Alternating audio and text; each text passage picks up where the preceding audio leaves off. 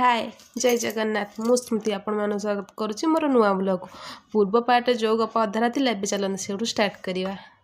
घरू नगद टंका चोरी करी उड़ाई देले एणे घर कथा जमींदार कथा किछि बुझिबाकू नाहंती।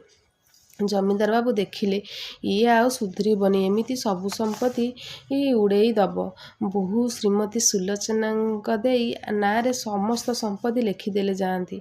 बापा जेजे बुझाइले ससुर भी बुझाइले जेते बुझाइले किछि भी भल हेले नाही। हठात राति भितर एते भल लोक केमिति हेई गले। गोपीनाथ बाबू जड़े हसुकुरा लोक हसी हसी कहले से दिन राति सान्ताणी जे छांचुणी रे पहार देइथिले एइटा ताहारी फल। छांचुणी पहार औषध सब छाड़ी श्यामघन बाबू हसी हसी कहले कहीं वैद्यशास्त्र डाक्तरी किताब रे कहीं रे ए रोग को औषध तो व्यवस्था नहीं।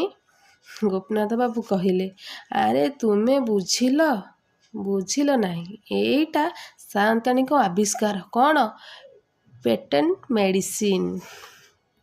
आज यही गप यही पार्ट सरीगला। आउ हाँ ये गपर ना हूँ पेटेंट मेडिसिन या लिखिं फकीर मोहन सेनापति।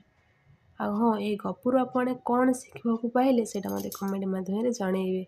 आउ किसी नुआ गप नुआ पार्ट आपण मान सह देखा। आउ हाँ जो मैंने मो चैनल को सब्सक्राइब करना प्लीज सब्सक्राइब करदे। जो मैंने मो चैनल जोड़ी लाइक शेयर करदे। रही जय जगन्नाथ।